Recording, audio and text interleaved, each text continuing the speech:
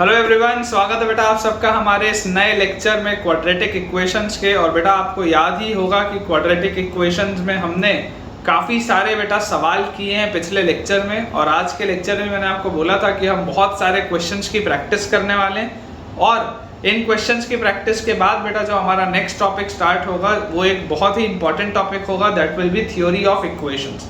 ठीक है, तो थ्योरी ऑफ इक्वेशंस चालू करने के पहले बेटा आज का लेक्चर हम कंप्लीट अपना करते हैं। बहुत सारे सवाल और थोड़ी सी एक बेटा थ्योरेटिकल कंसेप्ट भी आ जाएगा, लेकिन अगेन सवालों की संख्या बेटा आज के लेक्चर में भी बहुत ज़्यादा आपके लिए होने वाली है। तो देखिए हमारे पास बेटा जो हमारा फर्स्ट सवाल लिखा है आज का, that is y is equal to fx is equal to, हमें दिया हुआ है root over minus x square minus x plus 4 minus x square minus x plus 4। ये बेटा आपके पास सवाल दिया हुआ है और आपको बोला जा रहा है फाइंड x। आपको x की बेटा वो वैल्यूज बतानी है जिसके लिए ये इक्वेशन सच हो। आपको x की ऐसी वैल्यूज बतानी है जिसके लिए ये इक्वेशन सच हो। अब बेटा देखो, अभी ऑल्दो बेटा आप लोगों ने कोनिक सेक्शन नहीं पढ़ा है। कोनिक सेक्शन एक टॉपिक आता है कोऑर्डिनेट ज्योमेट्री में, उसमें जब आप पढ़ेंगे तब आप ये देखेंगे कि ये y इज इक्वल टू, ये जो लिखा है ना, this y is equal to root over minus x square minus x plus 4, ये बेसिकली एक सेमी सर्कल का इक्वेशन।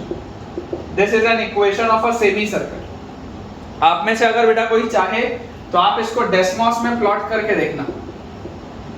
इस इक्वेशन को आप डेस्मॉस में प्लॉट करके देखना, आप देखेंगे कि ये एक सेमी सर्कल का इक्वेशन आएगा।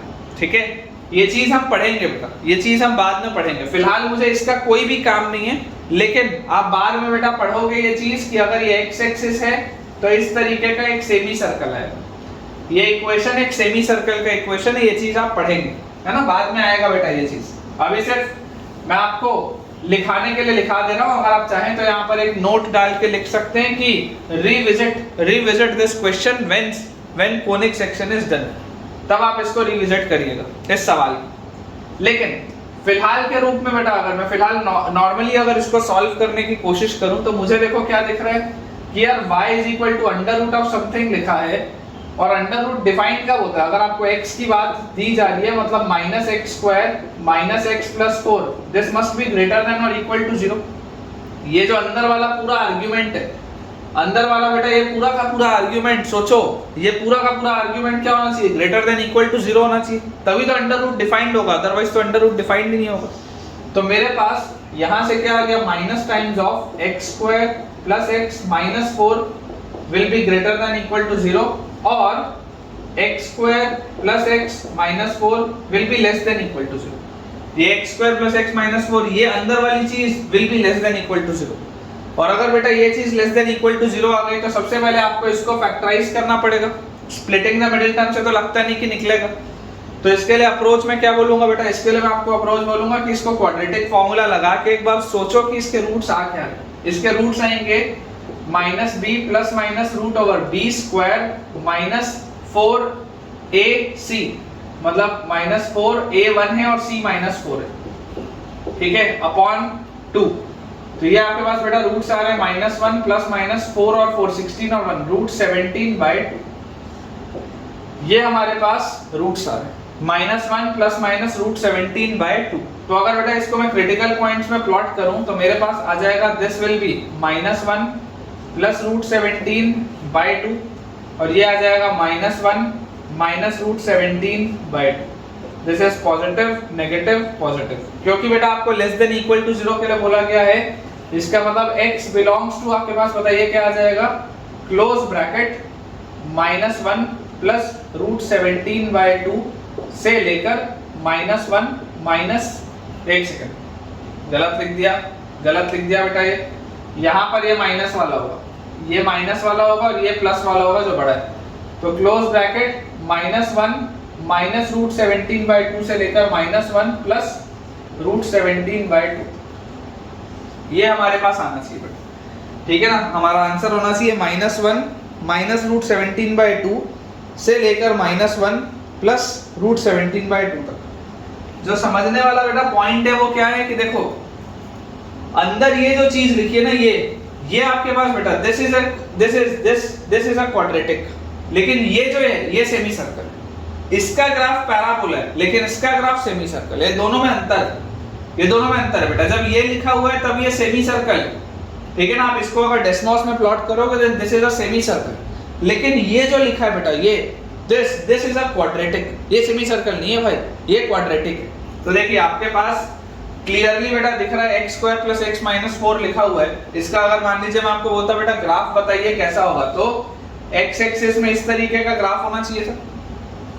x² का कोफिशिएंट पॉजिटिव है, मतलब it will be a mouth opening upwards parabola. और इसके साथ साथ जो बेटा दो क्रिटिकल पॉइंट्स मिल रहे हैं वो मिल रहा है -1 - √17/2 ये वाला होगा, और -1 + √17/2 ये बाद वाला होगा। पॉइंट क्या है देखो, ये वाला क्वाड्रेटिक, ये वाला पैराबोला नेगेटिव होना चाहिए, ये वाला पैराबोला नेगेटिव होना चाहिए, तभी ये सवाल डिफाइंड है। मतलब कि मैंने बेटा ये वाली वैल्यूज आंसर देनी है, ये वाली वैल्यूज, ये जितना हिस्सा आपके ग्राफ का बेटा जितना हिस्सा x एक्सिस के नीचे है, आपके ग्राफ का बेटा जितना हिस्सा x एक्सिस के नीचे है बेसिकली वही तो आपका आंसर आएगा। ये जितना पार्ट बेटा मेरा x एक्सिस के नीचे आएगा, ग्राफ का जितना पार्ट मेरा x एक्सिस के नीचे आएगा, उन सारी चीजों पर आपका ये जो बेटा क्वाड्रेटिक है ये क्या है, नेगेटिव। और अगर इन सारी चीजों पर मेरा ग्राफ नेगेटिव है तो यही तो मेरा आंसर है, मुझे नेगेटिव ही तो वैल्यूज देनी है, ठीक है। तो मुझे बेटा उम्मीद है कि आपको ये समझ में आया होगा, ठीक है ना, आपको ये चीज समझ में आई होगी। इसको आप एक बार बेटा जरूर बनाकर देखिएगा, ठीक है ना। आप इसको एक बार बनाकर देखिएगा, सॉल्व कर देखिएगा कि डेसिमल्स में ये क्या आता है, डेसिमल्स में ये कैसा आता है, क्या आता है बेटा, इसको आप मुझे बताइएगा, है ना। कोई भी बच्चा इसको बनाकर देखिएगा और मुझे बताइएगा वेरीफाई करके कि आपको सेमी सर्कल ये आ रहा है या नहीं आ रहा, है ना। सेमी सर्कल आना चाहिए। मेरे पास इसमें बना हुआ है पर मुझे श्योर नहीं है कि मेरे मोबाइल से उसमें दिखेगा या नहीं, लेकिन ये देखो बेटा ये बना हुआ है, हो सकता है दिख रहा हो सकता है ना दिख रहा हो, मैं श्योरली नहीं बोल सकता, लेकिन ये डेसिमल्स में मैंने बनाया हुआ है, हो सकता है दिख रहा हो सकता है ना दिख रहा हो, गारंटी नहीं है। लेकिन आप बना के देखिएगा, आपको सेमी सर्कल दिखेगा, है ना। ये आपका x एक्सिस अगर होगा तो इस तरीके का सेमी सर्कल आपको दिखेगा, ठीक है।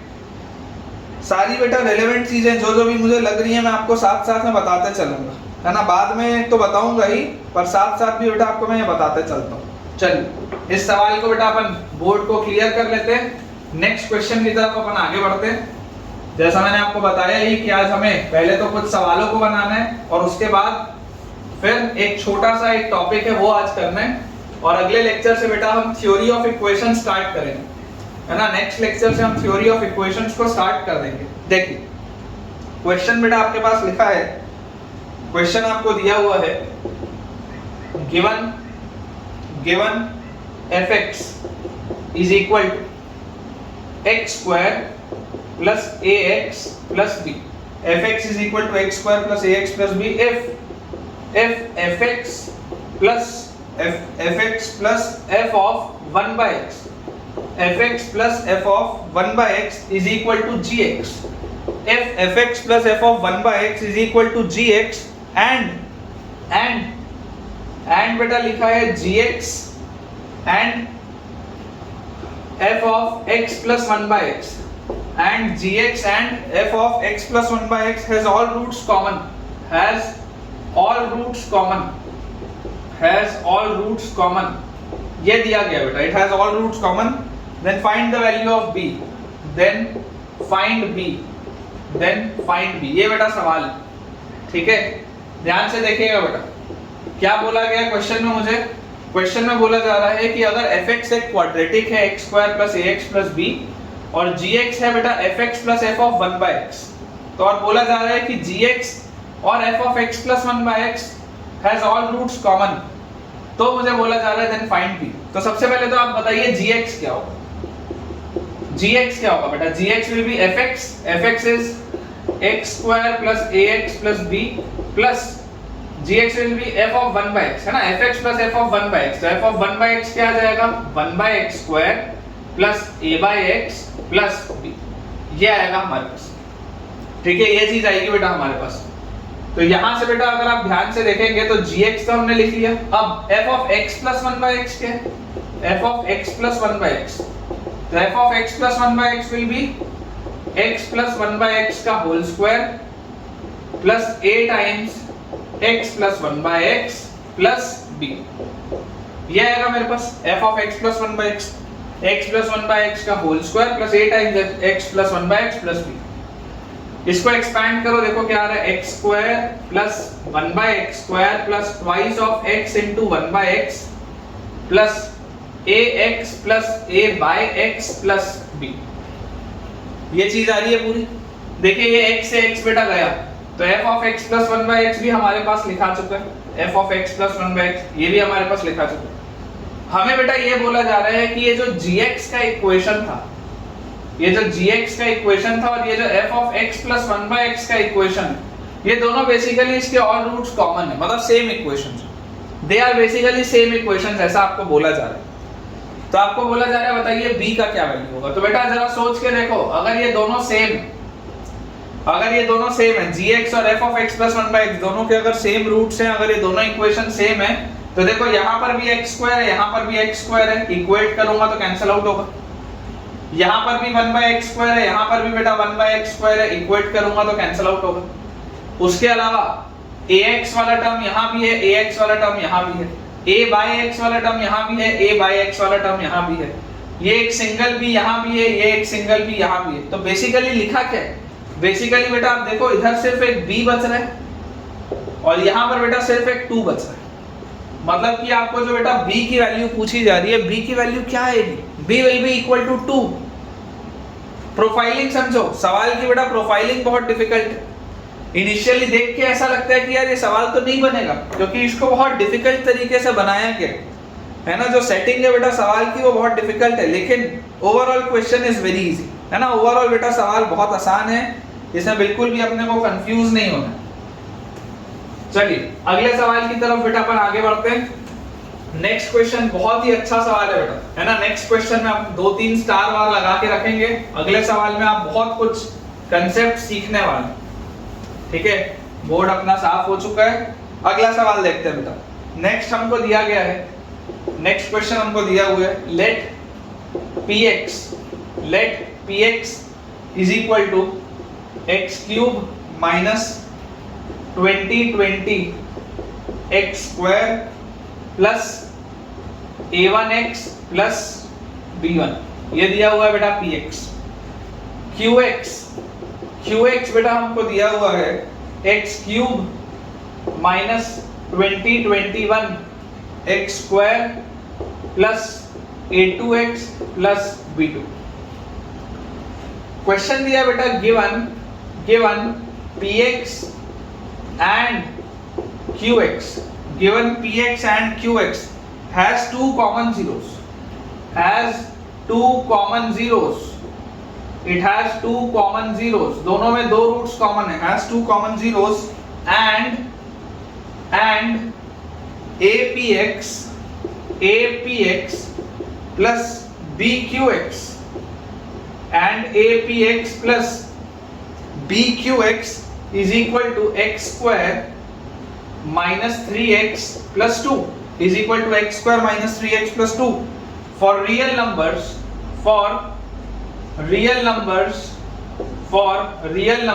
a and b, for real numbers a and b find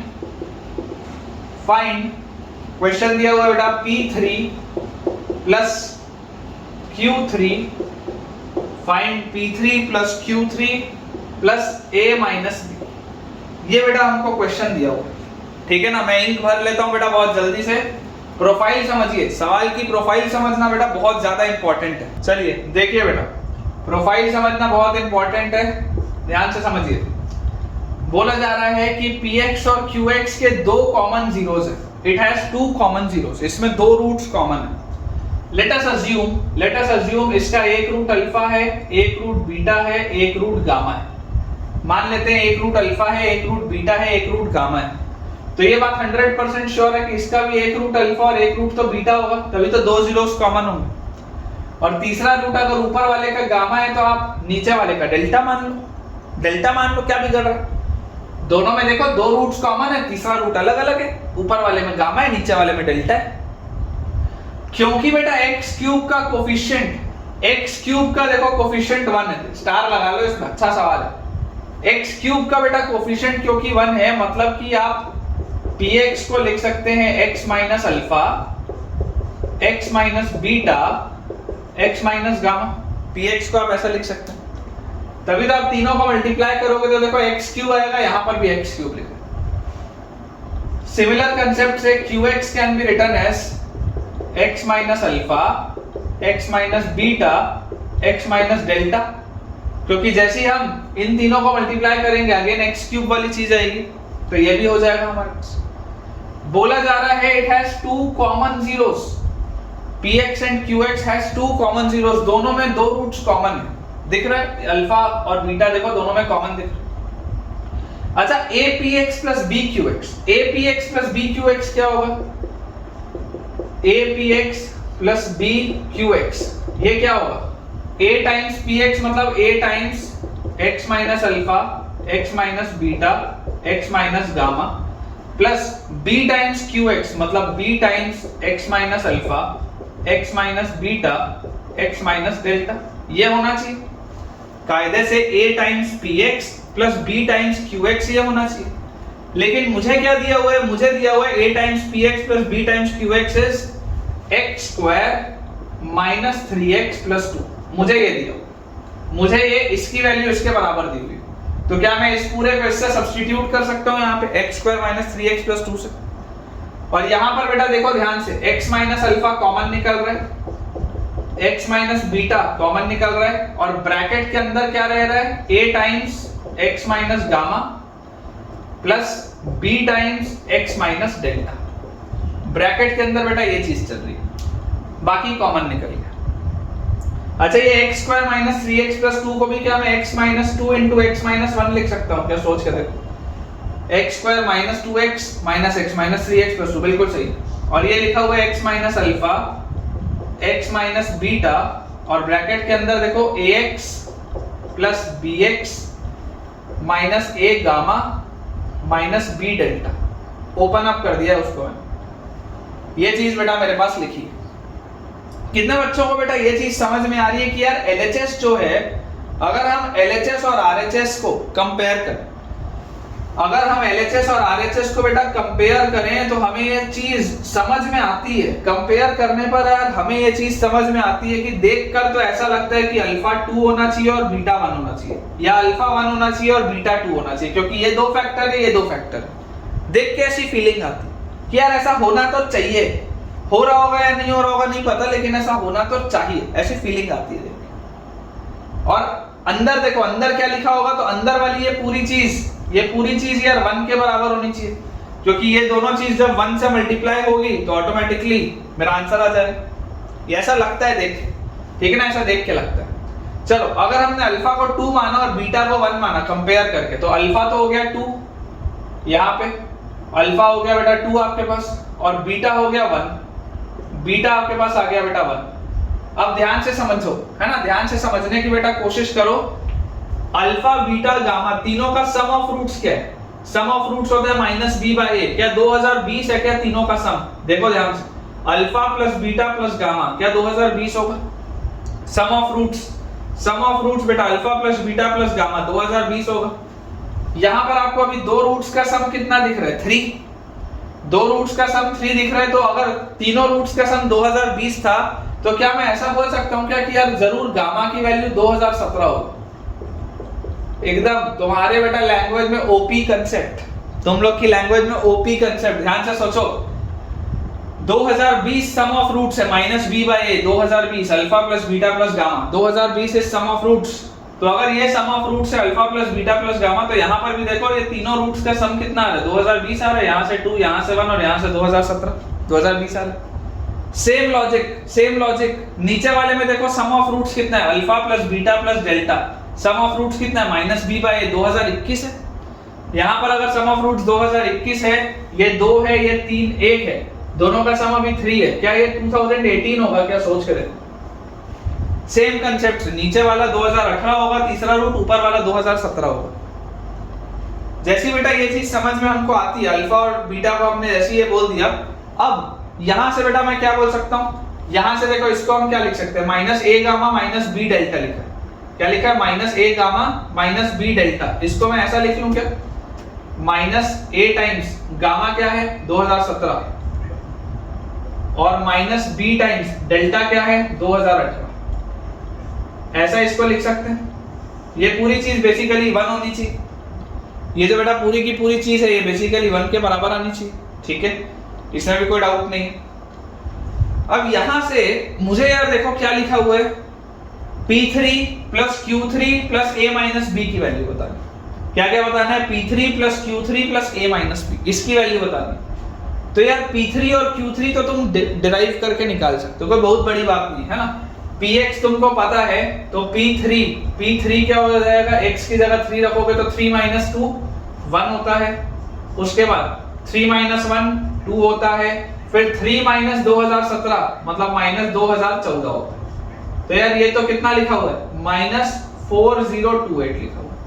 अच्छा Q3 कितना होगा, Q3 विल बी 3 रखूंगा तो 3 माइनस 2 1, फिर 3 माइनस 1 2 और 3 minus 2018 will be minus 2015, minus 2015 into 2 will be minus 4030। ये दो तो क्लियर है, P3 और Q3 तो क्लियर है। A माइनस B पे अभी सवाल मेरा फंसा हुआ है कि ये क्या होगा, ये A माइनस B क्या होगा। तो उसके लिए इस इक्वेशन को बेटा ध्यान से देखो, ये जो लिखा हुआ है इसको बहुत ध्यान से आप समझने की कोशिश करो कि ये क्या लिखा हुआ है और क्या बोलना चाह रहा है, ठीक है। हमारे पास अगर मैं इन दोनों में से मान लो A कॉमन लूं, अगर मैं A कॉमन लूं तो मेरे पास क्या आएगा लिखा हुआ, A कॉमन लेते ही आ जाएगा बेटा मेरे पास x माइनस 2017, और इनमें से अगर बेटा मैं B कॉमन लेता तो मेरे पास आ जाता x माइनस 2018। तो बेटा देखो ध्यान से सोच के देखो, जैसा मैं आपको बोल रहा हूं, अगर आपने A कॉमन लिया इसमें से, सिर्फ अभी मैं इसको बात कर रहा हूं, बाकी तो पूरा सॉल्व हो गया, सिर्फ इस वाले बस सर्कल की बेटा बात हो रही है इसकी। अगर बेटा आप A कॉमन लेते हो तो A कॉमन लेते ही आपके पास अंदर क्या आता है, x माइनस 2017, और अगर हम B कॉमन लेते हैं, B अगर कॉमन लेते हैं तो अंदर आता है x माइनस 2018। ये चीज हमारे पास आती है। अच्छा सोच के देखो x का कोफिशिएंट क्या है, x का कोफिशिएंट है बेटा हमारे पास a प्लस b। यहां पर देखो x का कोफिशिएंट क्या था, a प्लस b। क्या यहां पर आपके पास कोई भी x का कोफिशिएंट है क्या, और यार ये दोनों फैक्टर तो ये दोनों फैक्टर के बराबर हो गए, मतलब x का कोफिशिएंट तो 0 होना चाहिए। इन दोनों में x का कोफिशिएंट तो 0 होना चाहिए, मतलब a का वैल्यू तो माइनस b होना चाहिए। एक्स्ट्रा तो x का कोफिशिएंट आ नहीं सकता, अदरवाइज RHS में क्यूबिक हो जाएगा और LHS में तो क्वाड्रेटिक है। देख लो LHS में क्वाड्रेटिक है, ये तुमने क्वाड्रेटिक का फैक्टर निकाल लिया।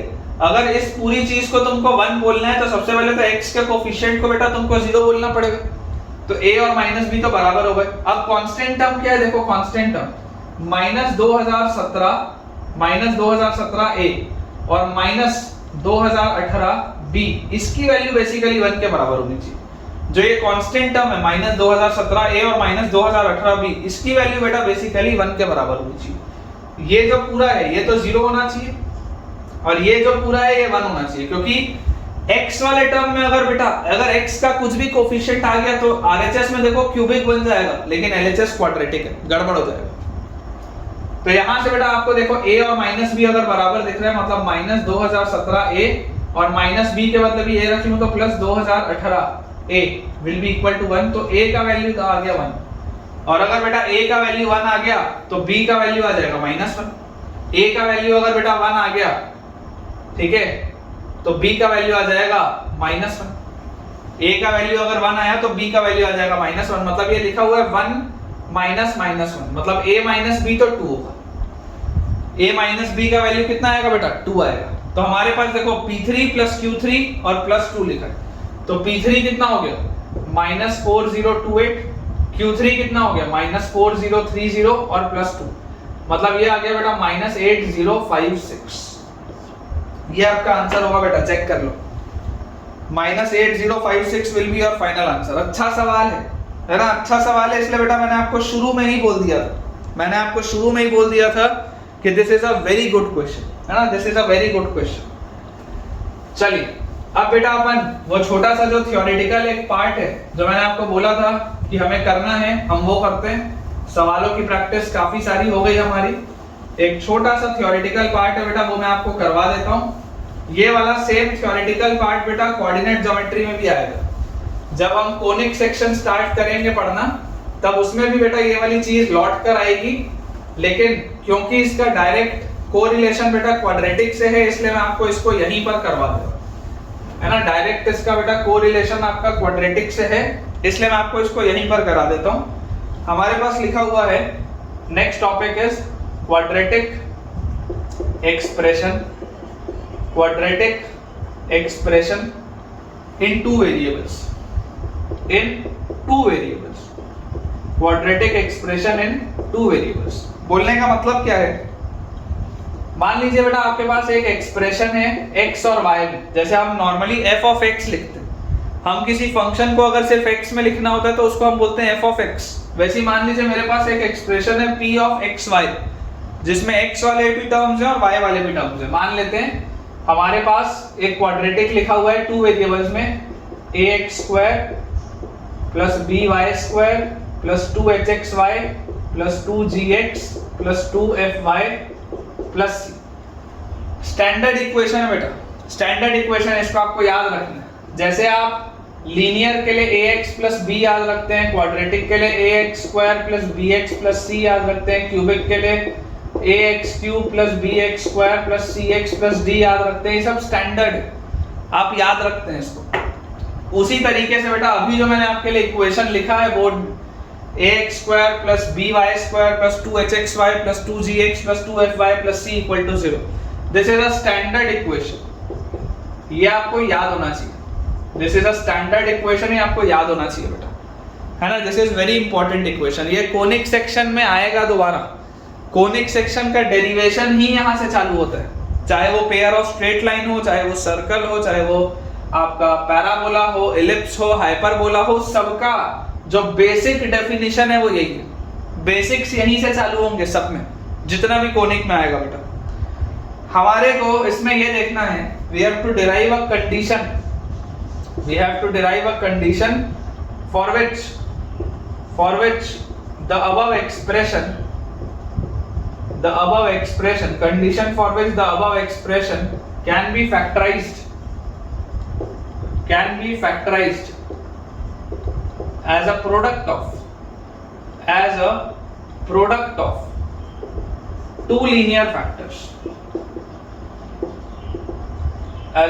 of two linear factors, condition for which the above expression can be factorized as a product of two linear factors। वो कंडीशन क्या होती है बेटा, पहले तो मैं आपको वो कंडीशन लिखा देता हूँ, उसके बाद फिर मैं आपको डेरिवेशन भी कराऊंगा, ठीक है ना। ये हमारे पास एक स्टैंडर्ड इक्वेशन था। हमें इसमें ये देखना है कि देखो ये जो स्टैंडर्ड इक्वेशन है बेसिकली आप इसको दो फैक्टर्स में बांट सकते हैं, दो लीनियर फैक्टर्स में। ये पूरा क्वाड्रेटिक है, आप इसको बेसिकली दो लीनियर फैक्टर्स में डिवाइड कर सकते हैं ना, मल्टीप्लाई कर सकते हैं कि ये एक लीनियर फैक्टर, ये एक लीनियर फैक्टर, और ये दोनों को जब मैं मल्टीप्लाई करूंगा तो पूरा रिजल्ट आएगा। बेसिकली ये चीज बेटा आप कर सकते हैं। अब अगर हम ये वाली चीज कर सकते हैं तो समझने की कोशिश करिए कि पहले तो कंडीशन क्या होती है। कंडीशन जो रिजल्ट होता है, रिजल्ट मैं आपके लिए पहले लिख देता हूं। Result is abc plus 2fgh minus af square minus bg square minus ch square equal to 0। ये भी हमको याद होना चाहिए। जैसे हमको याद है बेटा, जैसे हमको याद है वैसे ये रिजल्ट आपको भी याद होना चाहिए। डेरिवेशन मैं आपको करा देता हूँ, कोई दिक्कत की बात नहीं, डेरिवेशन कराने में कोई भी इशू नहीं है बेटा, लेकिन ये हमको पता होना चाहिए, है ना, कि आप इस क्वाड्रेटिक को दो लीनियर फैक्टर्स में, this can be split into two linear factors. कौन सी कंडीशन में, जब abc plus 2fgh minus af square minus bg square minus ch square is equal to 0। अगर ये कंडीशन सेट हो रहा होगा तो मेरा आंसर आएगा। ये पॉइंट है, ठीक है।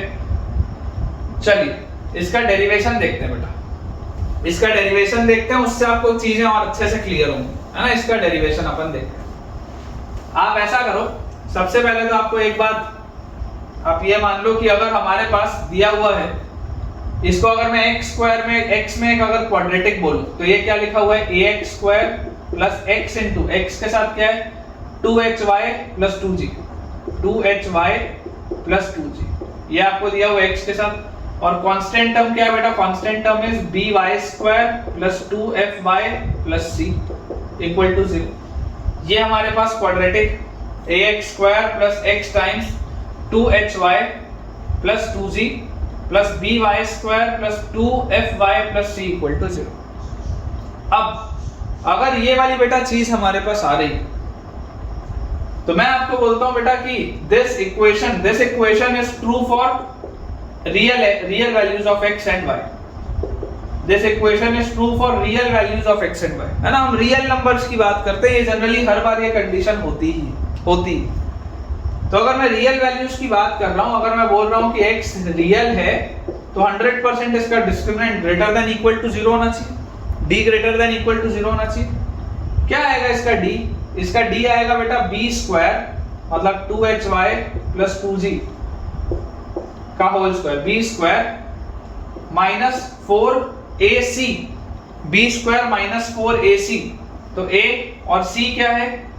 by² plus 2fy plus c।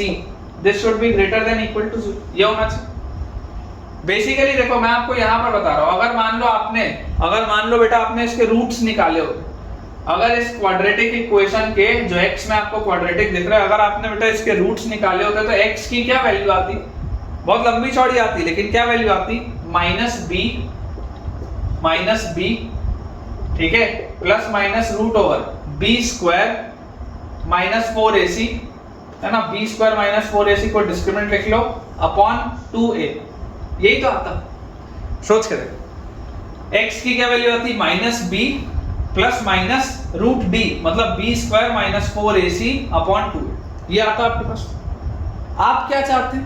आप बेटा ये चाहते हैं कि यार इसको मैं दो लीनियर फैक्टर्स में डिवाइड कर पाऊं। किसमें डिवाइड कर पाऊं? दो लीनियर फैक्टर्स में। अंदर बेटा क्या बन रहा होगा? देखो अंदर इसमें क्या बन रहा होगा? यही तो एक्सप्रेशन अंदर बन रहा होगा ना जो मैंने यहां पर लिखा। एक बार लिख लेता हूं, चलो एक बार इसको मैं लिख देता हूं। यहां पे क्या लिखा हुआ है?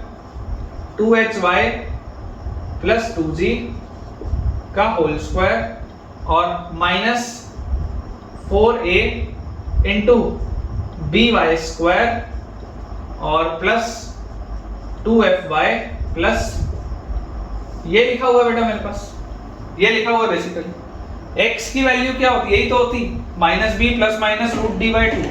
आप क्या चाहते हैं? आप बेटा ये चाहते हैं कि यार ये दो लीनियर फैक्टर्स में डिवाइड हो जाए, ये पूरी की पूरी चीज दो लीनियर फैक्टर्स में ब्रेक हो। तो लीनियर फैक्टर्स में ब्रेक होने के लिए जो बहुत इंपॉर्टेंट कंडीशन है बेटा, लीनियर फैक्टर्स में ब्रेक होने के लिए जो बहुत इंपॉर्टेंट कंडीशन है वो पता है क्या है? ये बात तो बिल्कुल सही है कि अंदर वाली चीज तो ग्रेटर देन इक्वल टू 0 होनी चाहिए, जो मैंने यहाँ पर लिखा था। ये तो बिल्कुल सही, इसमें तो कोई डाउट ही नहीं है कि ये तो होना ही चाहिए। लेकिन एट द सेम टाइम बेटा, एट द सेम टाइम जो इंपॉर्टेंट चीज है कि ये जो d है ना अंदर वाला discriminant, this must be a perfect square. सोच के आप देखो बेटा, ध्यान से सोच के देखो। आप ये चाहते हो कि यार इस इक्वेशन को मैं दो लीनियर फैक्टर्स में डिवाइड कर दूं। इस इक्वेशन को बेटा मैं दो अलग अलग लीनियर फैक्टर्स में, मतलब x और y का एक लीनियर फैक्टर, नीचे भी x और y का एक लीनियर फैक्टर, दो अलग अलग लीनियर फैक्टर्स में मैं इसको डिवाइड कर दूं। तो ये अंदर वाली चीज में बेटा, अगर अंदर वाली चीज अगर ये परफेक्ट स्क्वायर नहीं हुई, देखो अगर ये परफेक्ट स्क्वायर होगा, अंदर वाला अगर पूरा परफेक्ट स्क्वायर होगा तब तो ये रूट के बाहर आ जाएगा, तभी तो दो अलग अलग लीनियर फैक्टर्स अच्छे से बनेंगे। अगर अंदर वाला परफेक्ट स्क्वायर नहीं हुआ तो क्या ये रूट वाला टर्म कभी भी गायब हो सकता है? सोच के देखो। मैं मानता हूं कि जो चीज बेटा मैं बोल रहा हूं आपके लिए कॉम्प्रिहेंड कर पाना थोड़ा सा डिफिकल्ट है, इसलिए मैंने आपको रिजल्ट पहले लिख दिया था कि अगर आपको रिजल्ट भी याद है तो आपका काम चल जाएगा। लेकिन फिर भी आप इस बात को सोच कर देखिए कि if you want to linear factors, अगर आप दो अलग अलग लीनियर फैक्टर्स चाहते हैं, लीनियर फैक्टर बोलने का मेरा क्या मतलब है मैं आपको समझा देता हूँ। एग्जाम्पल लेके एक समझा देता हूँ। जैसे मान लो आपके पास एक लीनियर फैक्टर है x प्लस वाई प्लस 1, एक लीनियर फैक्टर है 2x माइनस 3y प्लस 4। ये दो अलग अलग लीनियर फैक्टर है। These are two different linear factors। जब आप इन दोनों को मल्टीप्लाई करोगे ना, जब आप इन दोनों को मल्टीप्लाई करोगे तो इस तरीके का एक इक्वेशन मिलेगा।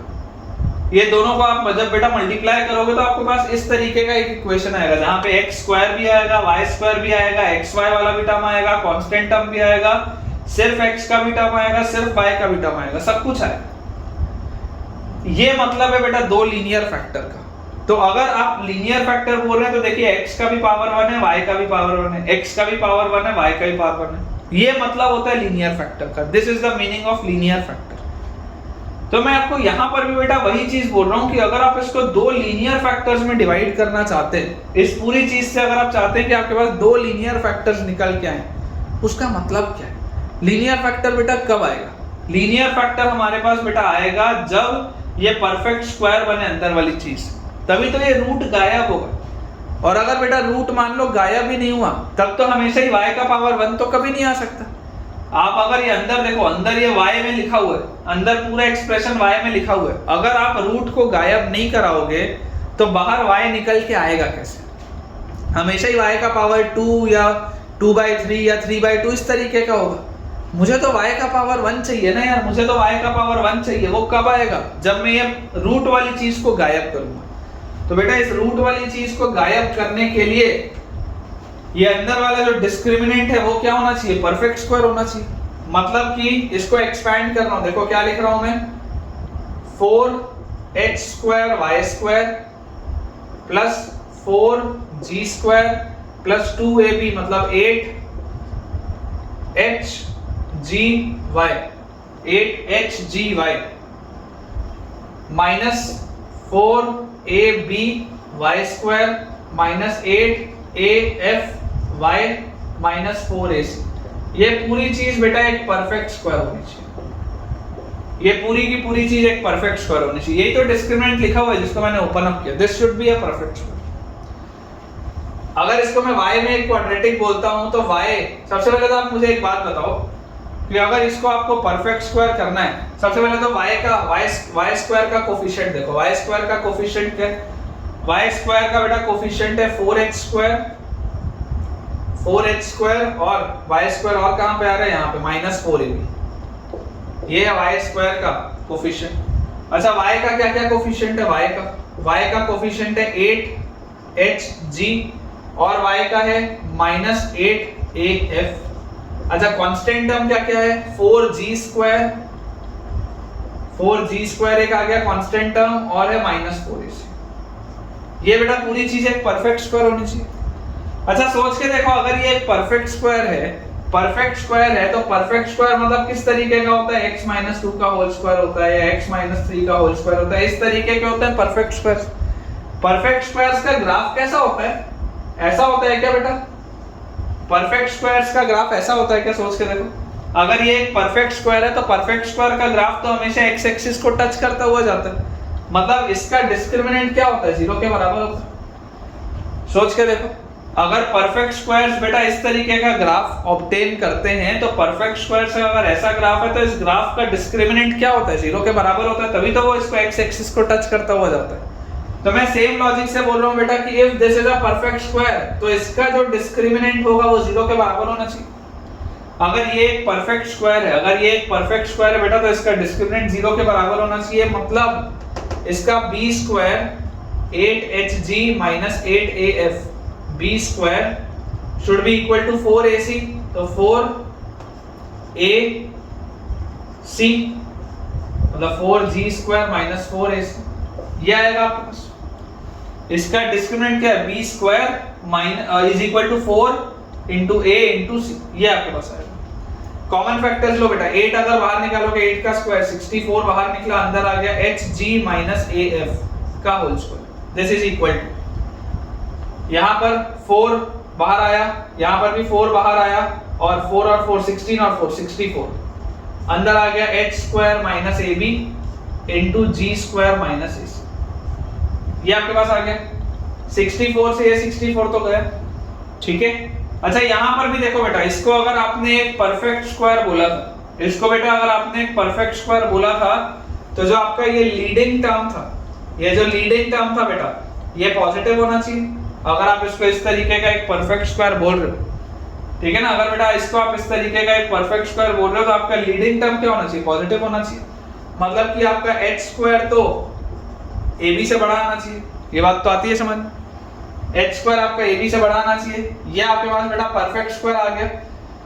क्योंकि देखो कोई बच्चे के मन में डाउट भी आ सकता है कि सर ये नेगेटिव आपने क्यों नहीं लिया, किसी बच्चे के मन में डाउट भी आ सकता है कि सर ये नेगेटिव भी तो हो सकता है, आपने नेगेटिव क्यों लिया? तो बेटा मैं आपको ये बोलूंगा कि ये जो पूरा एक्सप्रेशन मैंने लिखा है, ये पूरा का पूरा एक्सप्रेशन देखो रूट के अंदर था।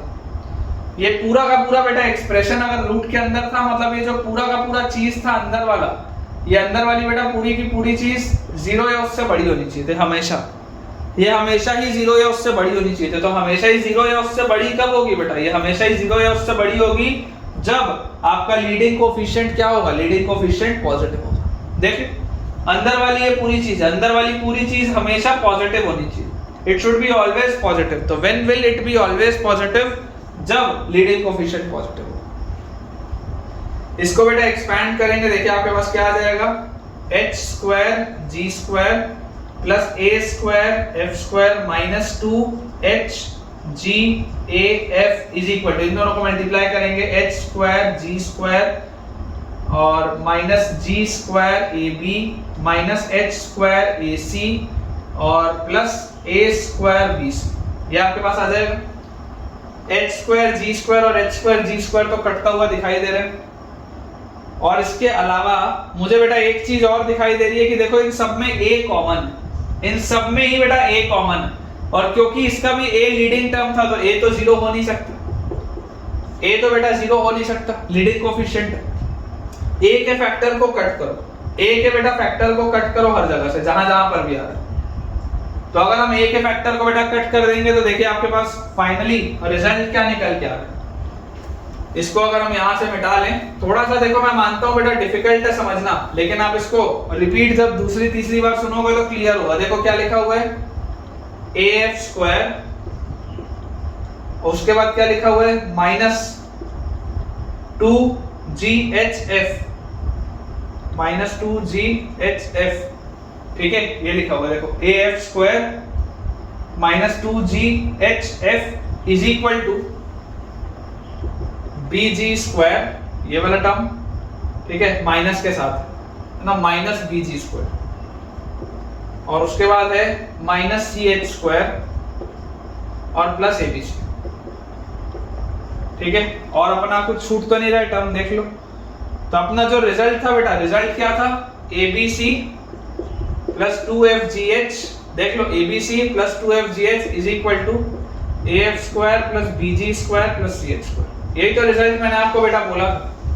मैंने आपको बोला था abc plus 2fgh minus af square minus bg square minus ch square equal to 0। बात तो एक ही, बात तो एक ही है।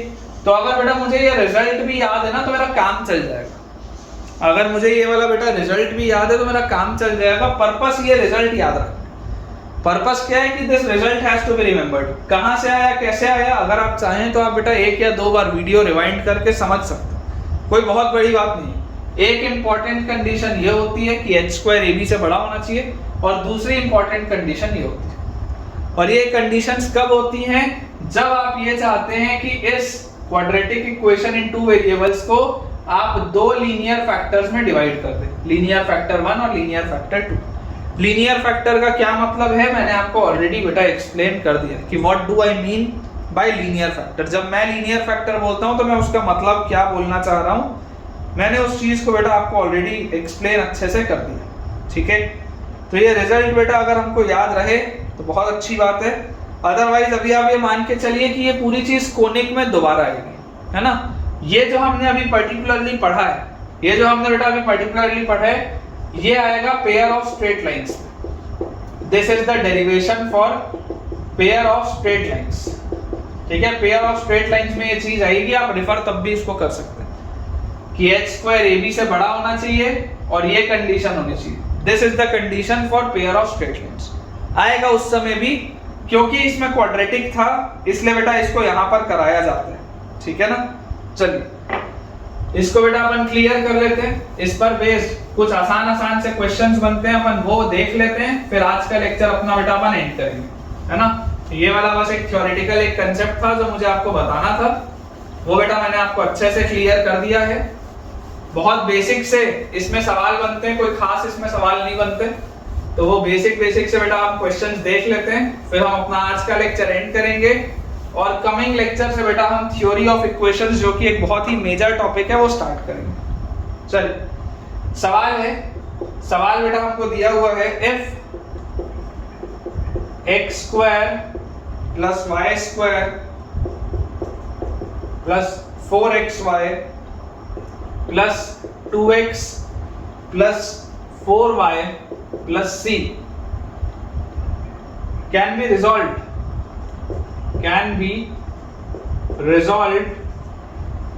into two linear factors can be resolved into two linear factors. Find c ये सवाल है बेटा, ठीक है। अब हमें क्या पता है, हमें ये पता है कि यार हमारा इक्वेशन तो क्या होता था, हमारा इक्वेशन होता था इस तरीके का ax square plus by square plus 2gx plus 2fy plus c equal to 0। और इसके लिए कंडीशन क्या होती थी कि abc plus 2fgh minus af square minus bg square minus ch square, अगर ये 0 के बराबर होता है तो आंसर आता है। कंपेयर करो बेटा, x स्क्वायर का कोफिशिएंट a है, यहाँ x स्क्वायर का कोफिशिएंट 1 है तो a तो 1 हो गया। y स्क्वायर का कोफिशिएंट 1 है, y स्क्वायर का कोफिशिएंट b है, b भी 1 हो गया। अच्छा x का कोफिशिएंट 2g है, x का कोफिशिएंट 2g है, यहाँ पर x का बेटा देखो कोफिशिएंट क्या है, x का, एक सेकंड, यहाँ पर बीच में 2hxy भी आएगा, ax square plus by square plus 2hxy plus 2gx plus 2fy plus c। xy का कोफिशिएंट 2h है, यहाँ पर xy का कोफिशिएंट 4 है, xy का कोफिशिएंट 2h है, यहाँ पर xy का कोफिशिएंट 4 है, मतलब 2h का वैल्यू 4 होगा, 2h का वैल्यू 4 होगा बेटा तो h का वैल्यू तो 2 आएगा। अच्छा x का कोफिशिएंट 2g है, यहाँ x का कोफिशिएंट 2 है, मतलब g का वैल्यू 1 आएगा। y का कोफिशिएंट 2f है, यहाँ पे y का कोफिशिएंट 4 है, मतलब f का वैल्यू भी 2 आएगा। और कांस्टेंट टर्म यहाँ c है, यहाँ भी c है, तो c तो c ही है। तो आप समझने की बेटा कोशिश करिए कि हमारे पास रिजल्ट क्या होता था, abc मतलब c हो गया 1 into 1 into c plus 2fgh plus 2 into f into g into h 2 into 2 4 minus af square मतलब कि -4 माइनस bg स्क्वायर मतलब -1 माइनस ch स्क्वायर मतलब minus c into h square मतलब -4 से, this should be equal to 0। तो यहां से बेटा आप देखिए c और -4c -3c और 4 into 2 इज 8 में से 4 गया तो बचा 4 में से 1 गया तो बचा 3 plus 3 is equal to 0। Clearly बेटा आप देख सकते हैं c का आंसर बना है।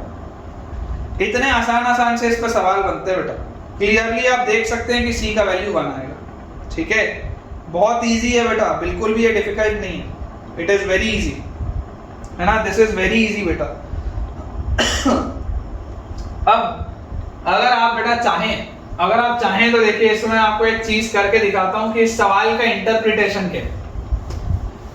इस सवाल का इंटरप्रिटेशन क्या होता है मैं आपको बता देता हूं, बहुत ज्यादा इंपॉर्टेंट तो नहीं है लेकिन मैं आपको इसका इंटरप्रिटेशन समझाता हूं। c का वैल्यू 1 आ गया, मतलब मेरे पास इक्वेशन लिखा हुआ है क्या, फंक्शन जो दिया हुआ है x y का वो मुझे दिया हुआ है x square plus y square plus 4xy plus 2x plus 4y plus 1, ये दिया हुआ। आप ऐसा करना बेटा, आप इसको डेसिमल्स में बना के देखना, आप इसको डेसिमल्स में बना के देखोगे ना तो आपको 2 स्ट्रेट लाइंस मिलेंगी।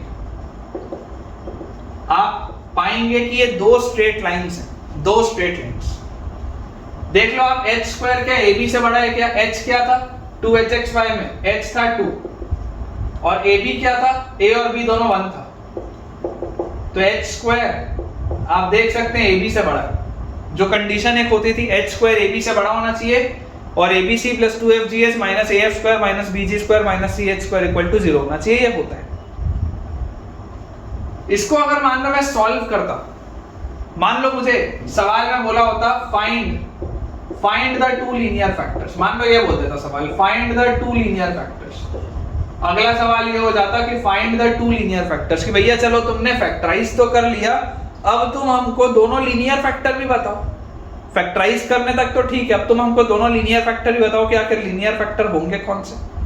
तो उसमें क्या करेंगे, मैं आपको ये बोलूंगा कि यार आप तो ऐसा करो, y में बनाओ quadratic, y square plus y into क्या आएगा 4x प्लस 4, ठीक है। और उसके बाद x में क्या आएगा plus x square plus 2x plus 1, ठीक है ना, x square plus 2x plus 1 ये हो गया।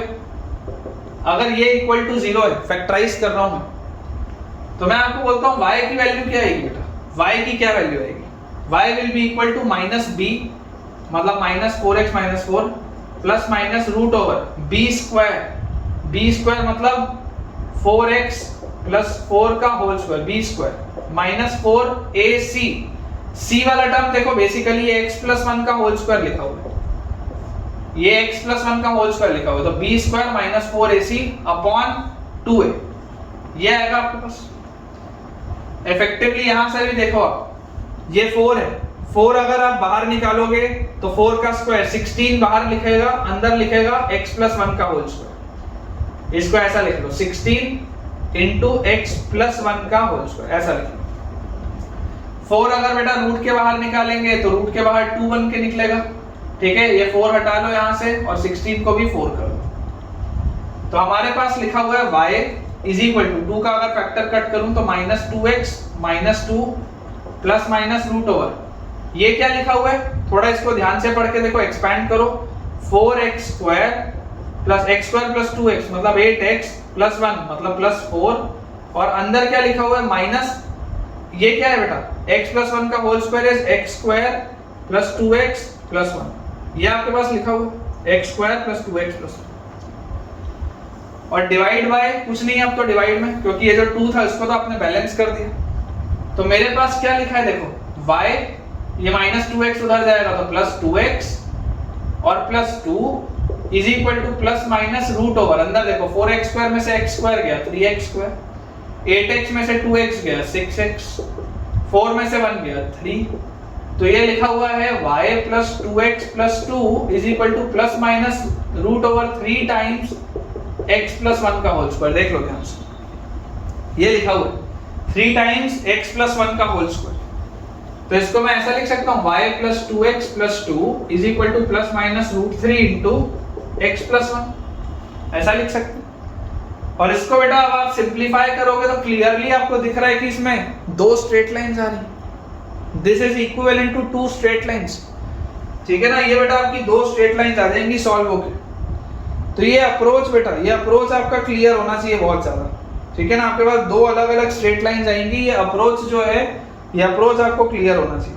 सवाल को इससे ज्यादा फिलहाल आपको सॉल्व करने का, लीनियर फैक्टर्स में निकालने नहीं बोल रहा हूं, लेकिन आपको दिखाई दे रहा है कि ये इक्वेशन स्ट्रेट लाइन की, एक बार अगर आप प्लस के साथ लोगे, एक बार अगर बेटा आप माइनस के साथ लोगे, तो आपको ये बात दिखाई देगी that this is an equation of straight line, ठीक है, ये बच्चों स्ट्रेट लाइन का इक्वेशन, आप इसको चाहो तो प्लॉट करके भी देख सकते हो, कोई दिक्कत की बात नहीं। चलिए अगला बेटा अपन देखते हैं सवाल, नेक्स्ट क्वेश्चन देखते हैं, फिर अपना आज का लेक्चर अपन एंड करेंगे। मुझे उम्मीद है कि आपको ये वाला पोर्शन समझ आया होगा, सिंपल सा पोर्शन था, ऐसे तो कोनिक का पार्ट है ये, लेकिन क्योंकि इसमें बेटा क्वाड्रेटिक का भी कंसेप्ट लगता है इसलिए इसको यहां पर कराया जाता है।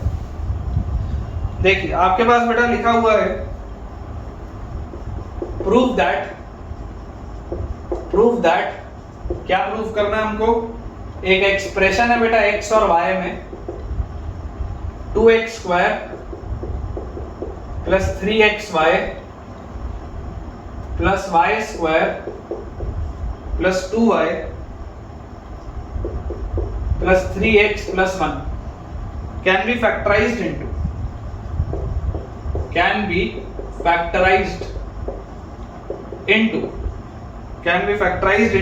two linear factors, ये हमारे पास बेटा सवाल है, ठीक है, आपको ये प्रूफ करना है कि इसको फैक्टराइज किया जा सकता है।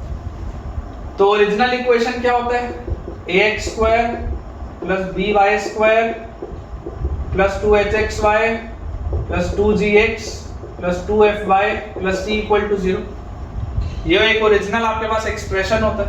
कंपेयर बेटा अगर करोगे तो a का वैल्यू तो 2 है, b का वैल्यू 1 है, 2hxy तो 2h का वैल्यू 3 है तो h का वैल्यू तो 3/2 है। अच्छा उसके बाद 2gx, x का कोफिशिएंट 3 है, यहाँ पर 2g है तो g का वैल्यू 3/2 प्लस 2fy, y का कोफिशिएंट 2 है, यहाँ 2f है मतलब f का वैल्यू 1 और प्लस कांस्टेंट टर्म 1। ये हमारे पास दिया। रिजल्ट क्या होता था बेटा? रिजल्ट होता था abc plus 2fgh should be equal to af square plus bg square plus ch square. ठीक है, ये रिजल्ट कंपेयर करके देखो। a क्या है 2, b 1, c 1 plus 2 f 1 g 3/2 h 3/2 is equal to a f square plus b g square plus c h square इसके बराबर होना चाहिए। देख लो ये 2 से 2 गया तो ये लिखा है 2 प्लस 3 into 3 9/2। RHS में देखो क्या लिखा है 2 और प्लस 9/4 प्लस 9/4 2 2 जा 4 और 9 13/2। ये कितना लिखा हुआ है 2 प्लस 9/4 और 9/4 9/2 दिस इज आल्सो 13/2। तो आप देख सकते हैं बेटा आपका LHS और RHS तो क्या आ रहा है? सेम आ रहा है। LHS और RHS क्या आ रहा है बेटा? सेम आ रहा है। मतलब इसको भी जब आप फैक्टराइज करोगे, करके देखना, क्वाड्रेटिक फार्मूला लगा के इसको भी बेटा y में एक क्वाड्रेटिक बनाना और क्वाड्रेटिक फार्मूला लगा के इसको भी एक बार फैक्टराइज करके आप देखिएगा कि क्या इसके भी दो लीनियर फैक्टर्स हमारे पास आ रहे हैं या नहीं आ रहे। ठीक है ना, इसको बेटा ट्राई करिएगा और इन सबको आप डेसिमल्स में भी बेटा प्लॉट करके देखो, कोई बहुत बड़ी बात नहीं है बेटा। इसको आप चाहो तो आप डेसिमल्स में भी इसको प्लॉट करके देख सकते हो, आपको बेटा दो स्ट्रेट लाइंस मिल जाएंगी। ठीक है, दो स्ट्रेट लाइंस आपके पास आ जाएंगी। अगर आप चाहें तो बेटा मैं आपको इसका आंसर भी बता देता हूं कि दो लीनियर फैक्टर्स क्या आएंगे। जब आप इसको सॉल्व करेंगे ना तो सॉल्व करने बेटा एक आएगा x is equal to minus y plus 1/2 और एक आएगा x is equal to minus y plus 1। ये आपके पास बेटा दो अलग अलग x की वैल्यूज आएंगी और आप देख सकते हैं कि ये दोनों ही लीनियर फैक्टर्स, ये दोनों ही लीनियर फैक्टर्स है। ठीक है, इस तरीके से बेटा आप इसको सॉल्व कर सकते हैं। अदरवाइज ओरिजिनल सवाल को भी बेटा आप डेसिमल्स में प्लॉट करके देख सकते हैं, कोई दिक्कत नहीं है, उसमें आंसर आपके पास आ जाएगा। चलिए इसको भी क्लियर करते हैं। एक आखिरी कंसेप्ट बस अपन और देख लेते हैं, फिर लेक्चर आज का एंड करेंगे बेटा। One last question of today's lecture, उसके बाद हम अपना आज का बेटा लेक्चर खत्म करेंगे। ठीक है, ये वाली चीज भी हमारी हो गई है। जो लास्ट क्वेश्चन हमारे पास दिया हुआ है उसमें लिखा है x square minus 3xy plus 2y square minus 2x minus 3y minus 35 equal to 0। पहला पार्ट है सवाल का, prove that for every real value of x, for every real value of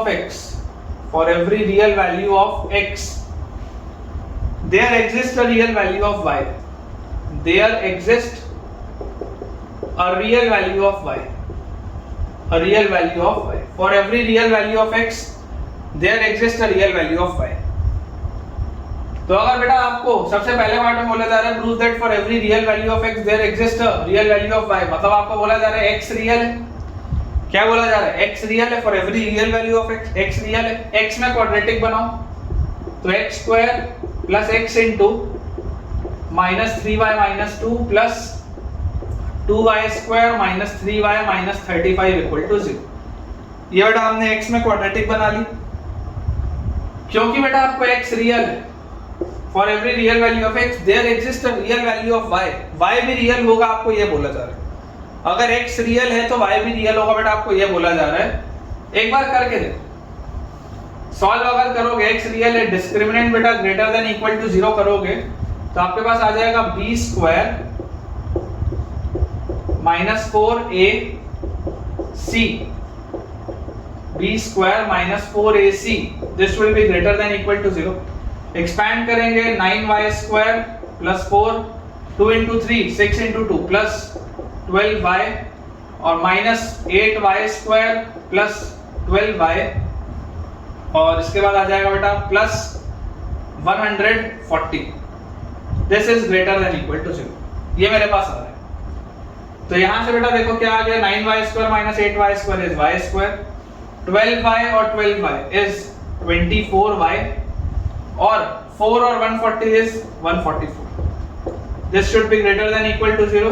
ये लिखा हुआ है बेटा y प्लस 12 का whole square is greater than equal to 0। This is always true, this is always true. आप y को कुछ भी रख लो बेटा, आप y की कोई भी रियल वैल्यू रख लो, ये हमेशा ही ट्रू होगा क्योंकि एक परफेक्ट स्क्वायर हमेशा ही ग्रेटर देन इक्वल टू 0 होता है। तो क्या लिखा था, prove that for every real value of x there exist a real value of y। तो अगर आपने बेटा x रियल रखा है तो y भी रियल आप रख सकते हैं, या इसको आप ऐसे भी इंटरप्रेट कर सकते हैं कि देखिए for every real value of x, अगर x रियल हो रहा होगा तो y भी रियल होगा, या अगर y रियल हो रहा होगा तो x भी रियल होगा। ये इसका मतलब है। जैसे इसी का अगला जो सवाल है, अगला बेटा सवाल आपके पास इसी में लिखा हुआ है सेकंड पार्ट में, सेम कंसेप्ट का सवाल है। नेक्स्ट हमको लिखा हुआ है prove that for every real value of y, prove that for every real value of y there exists a real value of x, there exists a real value of x। Same concept से बनाना है बेटा। अब आप जैसे आपने बेटा पहले x में क्वाड्रेटिक बनाया, अब आप y में क्वाड्रेटिक बना के सॉल्व करिए। वहां पर भी बेटा आप एक ऐसा कंडीशन देंगे, वहां पर बेटा आप जब सॉल्व करेंगे तो आपके पास एक ऐसा कंडीशन आएगा जो हमेशा ही सही होगा। एक बार ट्राई करके देखिए, बहुत आसान सा पोर्शन है बेटा, एक बार आप ट्राई करके देखना। ये वाला मैंने आपको बता दिया, ये वाला आप खुद से ट्राई करके देखना। यहाँ पर मैंने x में क्वाड्रेटिक बनाया था, वहां पर आप y में क्वाड्रेटिक बनाइए और एक बार अटेम्प्ट करके देखिए।